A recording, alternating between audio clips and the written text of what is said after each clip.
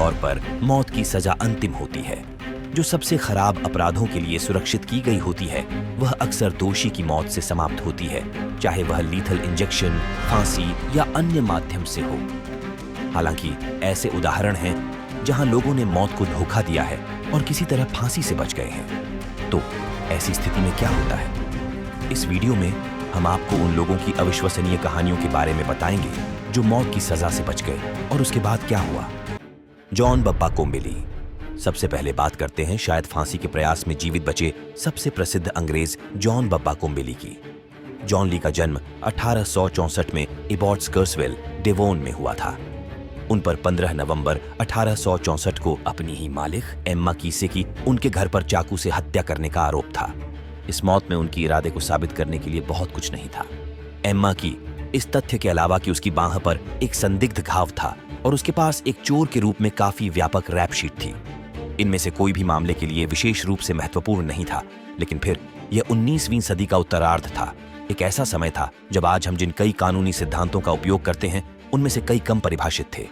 उनके खिलाफ मामला अदालत को संतोषजनक लगा और भले ही उन्होंने अपनी बेगुनाही की दलील दी और मामला ज्यादातर परिस्थितिजन्य था, जॉन ली को एम्मा कीज की हत्या के लिए दोषी ठहराया गया और मौत की सजा सुनाई गई। उन्हें 23 फरवरी 1885 को फांसी दी जानी थी। उस समय तक उन्हें कुख्यात एक्सेटर जेल में हिरासत में रखा जाना था। हालांकि जब उसे फांसी देने का समय आया तो चीजों ने एक अजीब मोड़ ले लिया। जिस मचान पर जॉन ली खड़ा था उसका जाल दरवाजा खुलने में विफल रहा।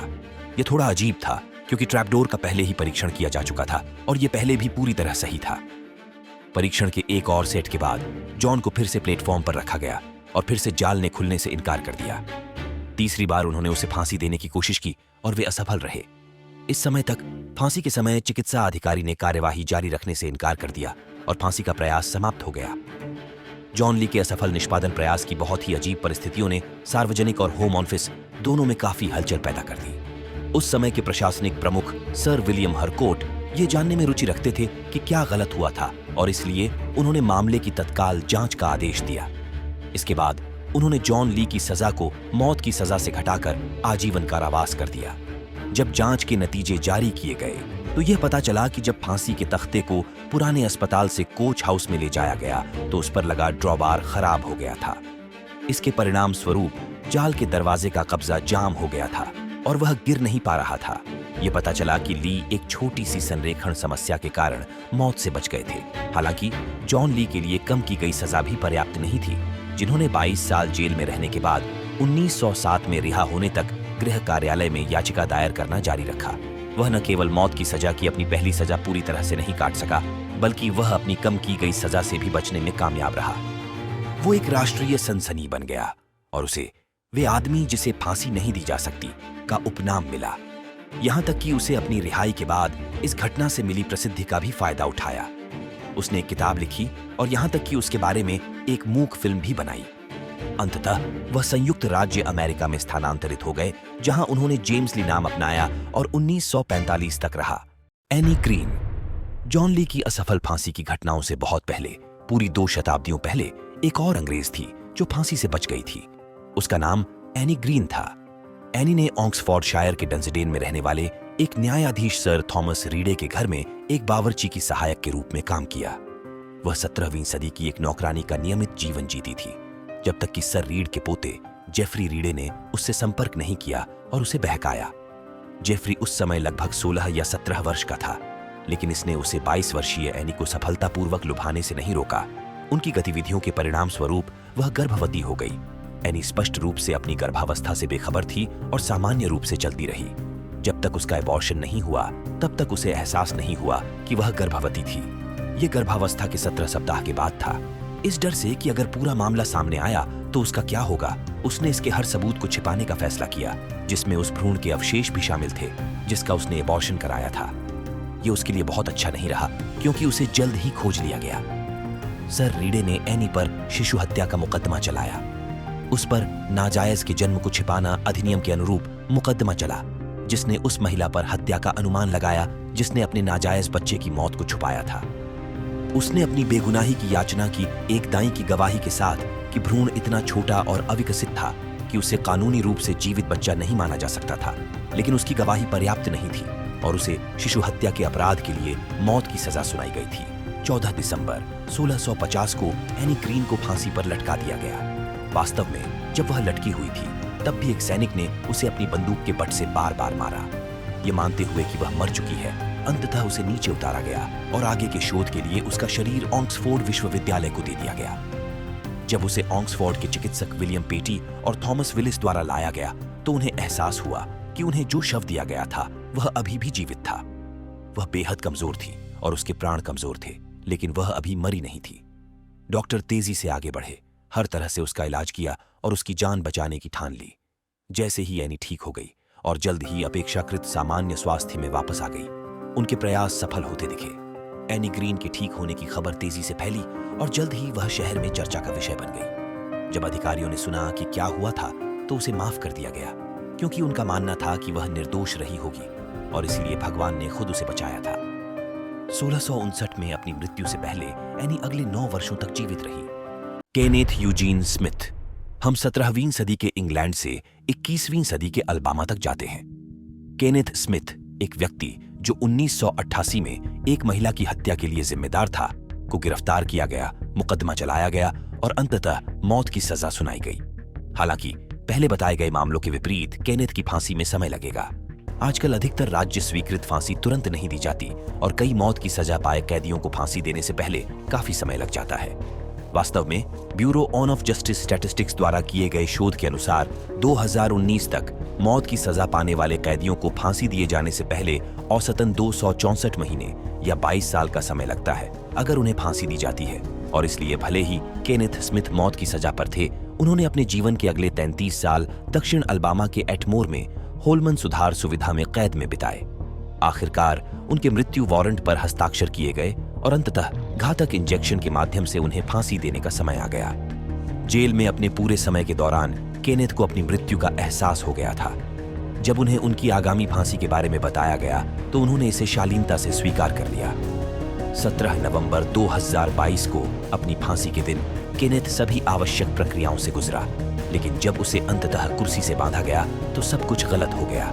सबसे पहले रात 8 बजे जब उसे गले में बांध दिया गया था, लेकिन प्रक्रिया अभी शुरू नहीं हुई थी। 11वीं सर्किट अपील अदालत ने उसकी फांसी पर रोक लगाने का आदेश दिया।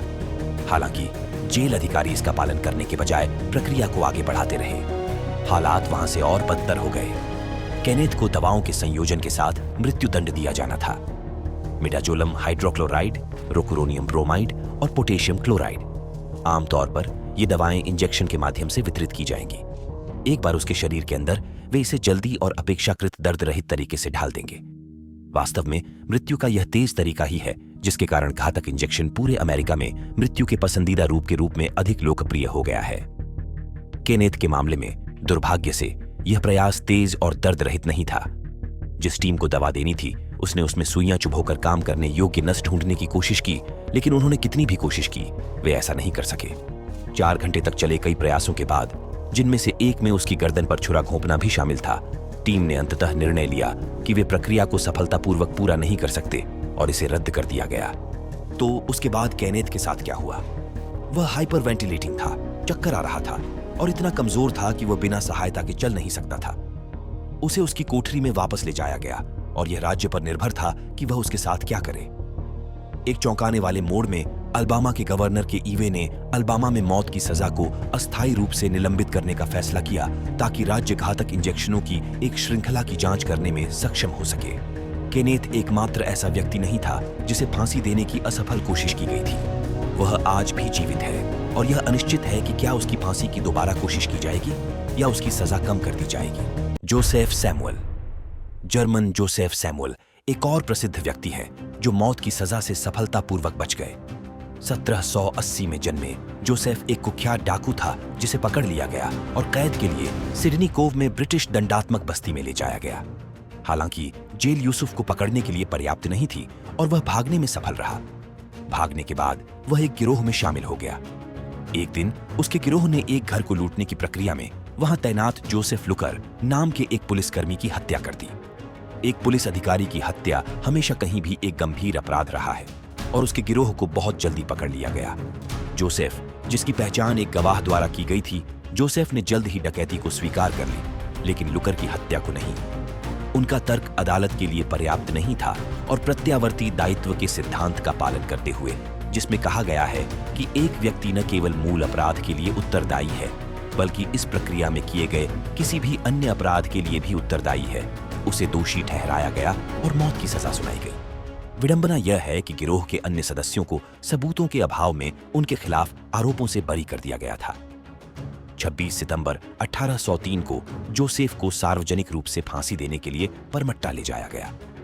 उसे धीरे धीरे गला घोंटकर फांसी दी जानी थी, जो उस समय फांसी देने का एक लोकप्रिय तरीका था। 5 रस्सियों से बनी एक रस्सी को अंत में एक फंदे से बांध दिया गया था और उस फंदे को जोसेफ सैमुअल की गर्दन पर बांध दिया गया था। आमतौर पर फांसी के कुछ ही मिनटों के भीतर दोषियों की मौत हो जाएगी, लेकिन जब जोसेफ की फांसी शुरू हुई तो रस्सी टूट गई और वह अपने घुटनों पर गिर गया। ऐसा लग रहा था कि उसे गंभीर चोट लगी, लेकिन एकमात्र टखने में मोच थी। इस समय तक जल्लाद फांसी को देखने वाली भीड़ के साथ जो कुछ उन्होंने देखा वह देखकर चकित रह गए। एक और दोषी था जिसकी यूसुफ के साथ गला घोंटकर हत्या कर दी गई थी। वह लगभग मर चुका था जबकि यूसुफ जीवित रहा। जल्लाद ने जल्दी से फांसी पर एक और रस्सी लगा दी, जोसेफ की गर्दन के चारों ओर जाली को मजबूती से सुरक्षित किया और फांसी का फिर से प्रयास किया। इस बार उसकी गर्दन से फंदा पूरी तरह फिसल गया। निराश लेकिन फांसी को पूरा करने के इरादे से जल्लाद को फिर से एक और रस्सी मिली और उसने यूसुफ के गले में फंदा लगा दिया। रस्सी फिर से टूट गई, वह जमीन पर गिर गया। इस समय तक भीड़ हंगामा कर रही थी और मांग कर रही थी कि यूसुफ को रिहा किया जाए, क्योंकि भाग्य स्पष्ट रूप से उसे जीवित रखना चाहता था। वे इतने जिद्दी थे कि यह जल्द ही स्पष्ट हो गया कि फांसी जारी नहीं रह सकती थी और एक पुलिसकर्मी ने फांसी में अस्थायी देरी का आदेश दिया जब तक कि राज्यपाल को यह निर्धारित करने के लिए नहीं बुलाया गया कि जोसेफ का क्या होगा। जब राज्यपाल पहुंचे तो उन्होंने रस्सियों के निरीक्षण का आदेश दिया ताकि यह सुनिश्चित किया जा सके कि कोई गड़बड़ी न हो।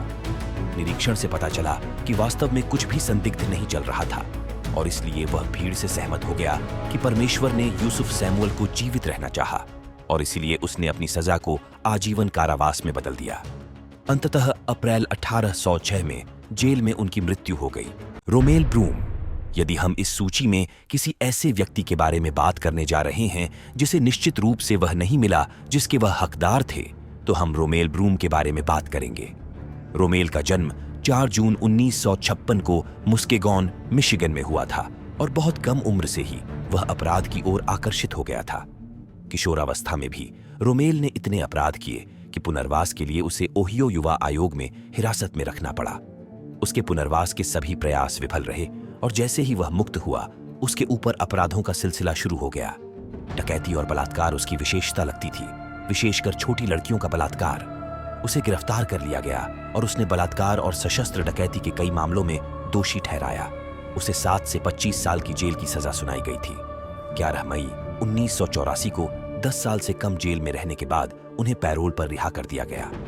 वह एक गलती थी, उसने अपने अपराधों की सूची में हत्या को भी शामिल कर लिया जब 21 सितंबर 1984 को उसने 14 वर्षीय ट्राइना मिडल्टन का अपहरण, बलात्कार और हत्या कर दी जब वह अपने 2 दोस्तों के साथ फुटबॉल खेलकर घर जा रही थी। 2.5 महीने बाद 6 दिसंबर 1984 को रोमेल ब्रूम ने मेलिंडा ग्रिसोम नाम की 11 वर्षीय लड़की का अपहरण करने का प्रयास किया। मेलिंडा की मां अपनी बेटी की जान बचाने के लिए बेताब थी। मदद के लिए चिल्लाते हुए उसने कार को पकड़ लिया। इससे न केवल उनकी बेटी की जान बच गई, बल्कि ब्रूम की गिरफ्तारी में भी मदद की, क्योंकि पूरी घटना को देखने वाले 2 लोगों ने वाहन की लाइसेंस प्लेट नोट कर ली थी। इससे पुलिस को उसी दिन बाद में रोमेल ब्रूम का पता लगाने और गिरफ्तार करने में मदद मिली। उस पर हत्या, बलात्कार, अपहरण और अपहरण के प्रयास का आरोप लगाया गया था। प्ली डील के उनके प्रस्ताव को अस्वीकार कर दिया गया और उसे सभी आरोपों में दोषी ठहराया गया और मौत की सजा सुनाई गई। 15 सितंबर 2009 को उसे फांसी दी जाने वाली थी। हालांकि चीजें योजना के अनुसार नहीं हुई। जल्लादों ने बार बार 2 घंटे से अधिक समय तक एक अंतःशिरा रेखा बनाए रखने की कोशिश की, जिसके माध्यम से वे ऐसी दवाओं को इंजेक्ट कर सकें जो रोमेल के जीवन को समाप्त कर दें, लेकिन वे ऐसा नहीं कर सके। आखिरकार फांसी रोकनी पड़ी। ये घटना काफी लोकप्रिय हुई और रोमेल ब्रूम और उनके वकीलों ने इसका फायदा उठाकर उसकी सजा कम कराने की कोशिश की, लेकिन अंत में ओहियो सुप्रीम कोर्ट ने फैसला सुनाया कि राज्य उसकी फांसी की सजा देगा। यह सब रोमेल का समय खरीदने के लिए किया गया था। उनकी फांसी की नई तारीख 17 जून 2020 तय की गई थी। हालांकि इस तारीख को आगे बढ़ाकर 16 मार्च 2022 कर दिया गया। हालांकि ब्रूम इतने लंबे समय तक जीवित नहीं रह सका कि उसे फांसी दी जाए, क्योंकि 28 दिसंबर 2020 को ओहियो के कोलंबस में फ्रैंकलिन मेडिकल सेंटर में संदिग्ध कोविड-19 जटिलताओं से उसकी मृत्यु हो गई। हाँ, किसी तरह वह मौत की सजा से बचने में कामयाब रहा और ऐसा करने में कामयाब रहा। वे 64 वर्ष की आयु तक जीवित रहे। जॉन स्मिथ 1661 में जन्मे जॉन स्मिथ लंदन का एक कुख्यात लुटेरा था। हालांकि अपराध हमेशा जॉन का पेशा नहीं था। एक युवा व्यक्ति के रूप में कुछ नौकरियां करने के बाद वह रॉयल नेवी में भर्ती हुए और इसमें शामिल हो गए और उसने 1702 में विगो बे की लड़ाई के बाद छुट्टी मिलने तक सेवा की। इसके बाद वह एक सैनिक के रूप में भर्ती हुए। यहीं पर उसने एक हाउस ब्रेकर के रूप में अपना करियर शुरू किया। जॉन अच्छा था, लेकिन इतना अच्छा नहीं कि पकड़ा न जाए। आखिरकार भाग्य ने उसका साथ दिया और उसके अपराधों के लिए उस पर मुकदमा चलाया गया। उसे दोषी ठहराया गया और मौत की सजा सुनाई गई। आजकल सजा को अपराध से कहीं अधिक महत्वपूर्ण माना जाता है, लेकिन उस समय अदालत ने इसे काफी उचित माना। जॉन को फांसी पर लटकाने की तैयारी थी। उनकी फांसी की निर्धारित तिथि पर उनकी गर्दन के चारों ओर फंदा बांध दिया गया और धीमी गति से गला घोंटना शुरू हो गया। हालांकि जैसे जैसे समय बीतता गया, यह स्पष्ट लगने लगा कि हालांकि वह स्पष्ट रूप से बहुत दर्द में था, लेकिन वह मृत्यु के करीब नहीं था। बात इस हद तक पहुंच गई कि लोगों ने उसके पैरों को खींचना शुरू कर दिया, इस उम्मीद में कि फंदे पर इतना दबाव डाला जाए कि अंततः उसकी मौत हो जाए, ताकि उसे होने वाला दर्द और न बढ़े। इससे काम नहीं बना और भीड़ जल्द ही मिन्नत करने लगी। फांसी के लगभग 15 मिनट बाद उसे रिहा कर दिया गया। शोर शराबे के परिणाम स्वरूप जॉन को वास्तव में रिहा कर दिया गया और उसे तुरंत इलाज के लिए ले जाया गया। वह पूरी तरह ठीक हो गया। कुछ महीने बाद उन्हें रिहा कर दिया गया। इसके बाद उन्हें हाफ हैंग्ड स्मिथ के नाम से जाना जाने लगा। यदि आप सोचते हैं कि जॉन स्मिथ की कहानी यहीं समाप्त हो जाती है, तो आप बिल्कुल गलत होंगे। इसके तुरंत बाद स्मिथ ने हाउस ब्रेकर या चोरी का अपना जीवन जारी रखा, लेकिन वह कई बार कैद और फांसी से बचने में सफल रहा। एक बार उसे गिरफ्तार कर लिया गया और ओल्ड बेली में उन पर मुकदमा चलाया गया।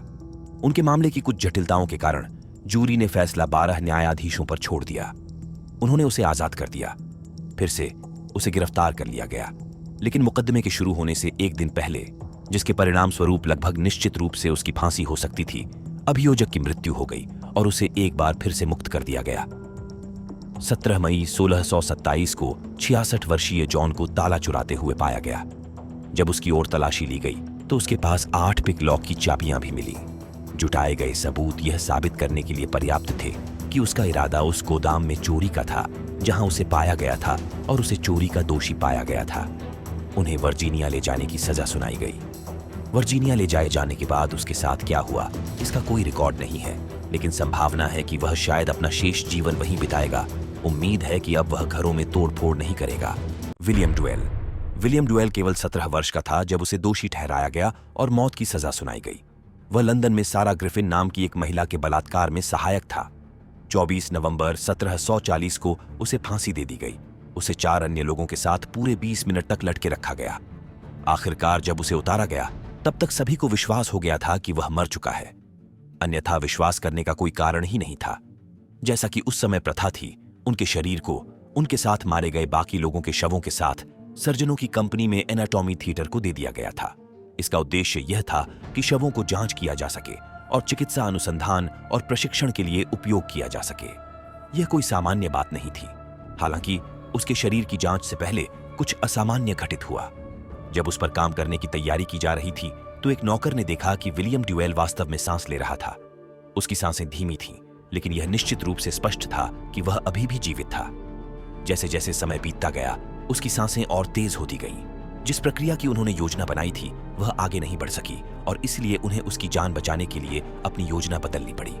उनका इलाज किया गया और वह बहुत जल्दी ठीक होने लगे।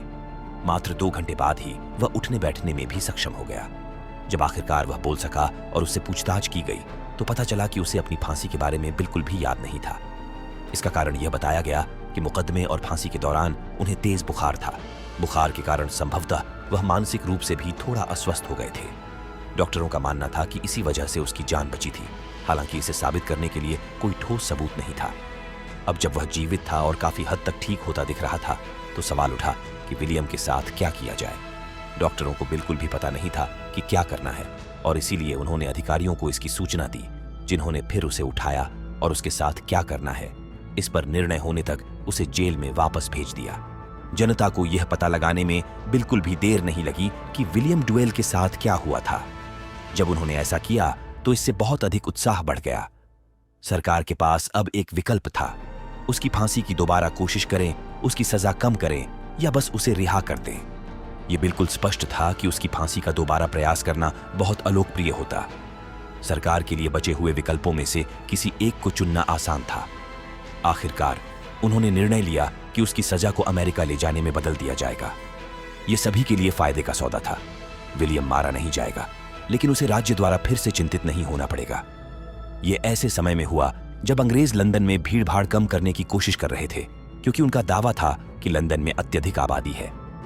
उसे अमेरिका भेजने का मतलब था कि परेशान करने वाला एक व्यक्ति कम हो गया। अपने परिवहन के बाद विलियम डुएल ने बोस्टन में पूरा जीवन बिताया, यहां तक कि उन्हें अमेरिकी क्रांति का भी सामना करना पड़ा। कथित तौर पर 1805 में अधिक उम्र में उनकी मृत्यु हो गई। Alva Campbell. यह नहीं कहा जा सकता कि अल्वा अर्ल कैंपबेल जूनियर का जीवन आसान था। बचपन में उसका पालन पोषण बहुत ही अपमानजनक घर में हुआ। उसके माता पिता लापरवाह थे और उन्होंने उसकी बहनों का यौन शोषण किया। आखिरकार अल्वा के पिता को जेल में डाल दिया गया और उसे और उनकी बहनों को उनकी मां की हिरासत से छीनना पड़ा। शायद उसकी कठिन परवरिश एक कारण थी, लेकिन अल्वा अपराध के जीवन में चला गया और वह एक सशस्त्र डाकू बन गया। 1972 में डकैती के दौरान अल्वा ने विलियम डोवालोस्की नाम के एक व्यक्ति की हत्या कर दी। उसे गिरफ्तार कर लिया गया और उस पर सशस्त्र डकैती और हत्या के कई आरोप लगाए गए। 2 अप्रैल 1997 को अल्वा ने भागने की योजना बनाई। उसने दावा किया कि उसे लकवा हो गया है और इसलिए उसे व्हील चेयर पर बैठाकर अदालत में लाया गया। एक बार जब वह अंदर आ गया तो वह हरकत में आ गया। उसने उस डिप्टी पर काबू पा लिया जो उसे अंदर लाया था और उसकी बंदूक चुरा ली। उसकी योजना सरल थी, भागने का कोई भी साधन ढूंढो और फिर जहां तक संभव हो भाग जाओ। जैसे ही वह बाहर भागा, वह 18 वर्षीय चार्ल्स डायल्स से टकराया जो ट्रक में था। अपने पास मौजूद बंदूक से उसने चार्ल्स को धमकाया और ट्रक में घुस गया और उसे गाड़ी चलाने का निर्देश दिया। बंदूक की नोक पर चार्ल्स डायल्स ने 3 घंटे तक गाड़ी चलाई। इसके बाद अल्वा ने चार्ल्स को ड्राइवर की सीट से उठकर ट्रक के फर्श पर लेटने का निर्देश दिया। जब चार्ल्स ने इनकार कर दिया तो अल्वा ने उसे 2 बार गोली मारी। इसके बाद वह ट्रक छोड़कर पैदल ही भाग गया। उस दिन बाद में उसे पकड़ लिया गया और उस पर डकैती के आरोप और चार्ल्स डायल्स की हत्या दोनों के लिए मुकदमा चलाया गया। उन्हें दोनों अपराधों के लिए दोषी ठहराया गया और 10 अप्रैल 1998 को मौत की सजा सुनाई गई। अल्वा कैंपबेल ने अपनी सजा के खिलाफ लड़ाई लड़ी, लेकिन अंततः इसका कोई खास असर नहीं हुआ और उसकी फांसी की तारीख 15 नवंबर 2017 निर्धारित की गई।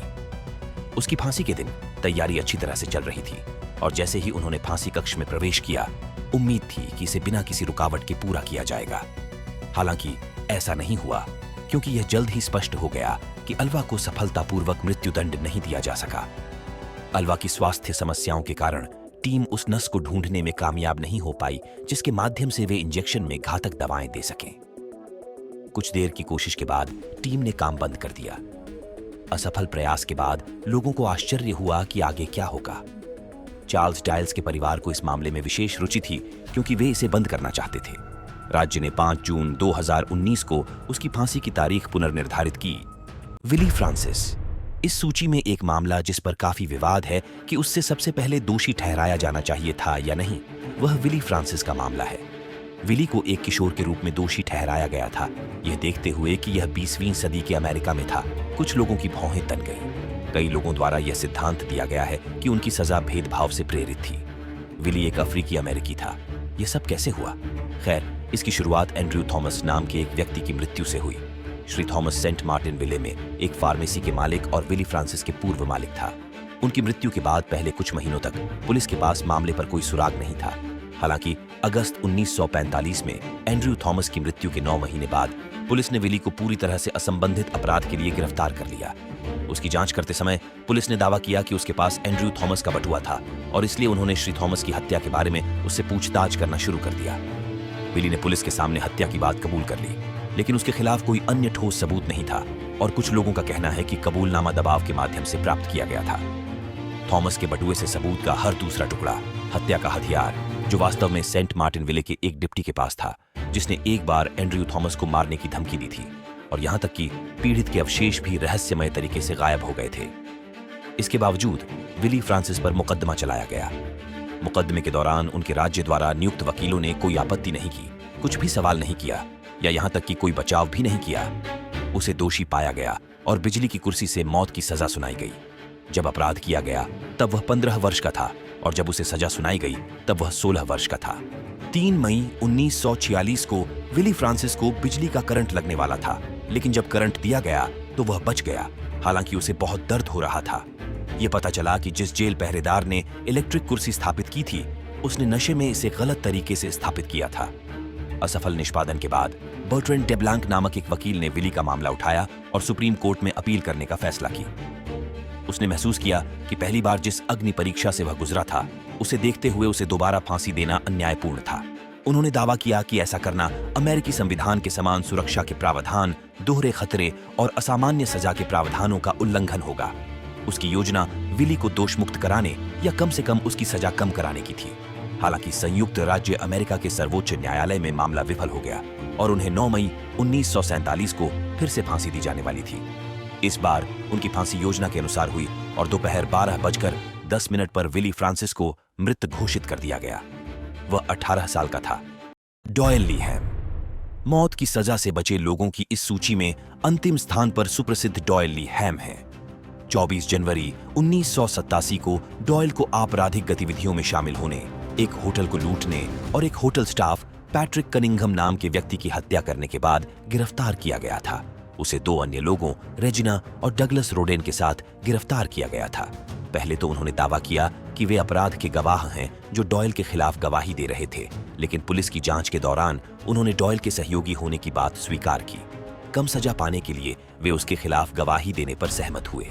उन्होंने दावा किया कि वे कनिंघम की डकैती या हत्या में सक्रिय रूप से शामिल नहीं थे और डॉयल दोनों अपराधों में एकमात्र सक्रिय पक्ष था। डॉयल हैम पर डकैती और हत्या के आरोप में मुकदमा चलाया गया और उन्हें दोषी ठहराया गया और फिर दूसरी जूरी ने 1 से 11 तक वोट दिए कि उन्हें 28 सितंबर 1987 को मौत की सजा दी जाएगी। उसकी फांसी से पहले भी डॉयल हैम के मामले ने उसके मुकदमे को कैसे संभाला गया, इस पर बहुत विवाद खड़ा हुआ, जिसके कारण कई अपीलें हुईं। दोषी ठहराए जाने के बाद लेकिन सजा सुनाए जाने से पहले दूसरे मुकदमे के दौरान डॉयल के पास बचाव में जूरी को मौत की सजा के बजाय आजीवन कारावास की सजा देने के लिए मनाने के लिए सबूत पेश करने का अवसर था। उनके वकील ने सबूत पेश करने में केवल 19 मिनट बिताए थे, जिसमें चिकित्सा और शिक्षा रिकॉर्ड शामिल नहीं थे जो संकेत देते थे कि उनकी बौद्धिक विकलांगता थी, जहां एक शिशु गर्भ में रहते हुए शराब के संपर्क में आता है जो उसकी शारीरिक और संज्ञानात्मक क्षमताओं को प्रभावित करता है। उनके मुकदमे से जुड़े ये मुद्दे इतने गंभीर थे कि पूर्व न्यायाधीशों और राज्य बार एसोसिएशन के अध्यक्षों के एक समूह को डॉयल को कानूनी राहत देने के लिए अमेरिकी सुप्रीम कोर्ट में याचिका दायर करनी पड़ी। उनके मामले ने भी जनता और कई मानवतावादी और धार्मिक निकायों का बहुत ध्यान आकर्षित किया, जब मौत के इंतजार में रहते हुए भी उन्हें लसीका कैंसर हो गया। उन्होंने दावा किया कि डॉयल हैम को इस बीमारी से पीड़ित होने के दौरान फांसी की प्रक्रिया से गुजरना अनावश्यक था और इससे उसे अनावश्यक दर्द होगा।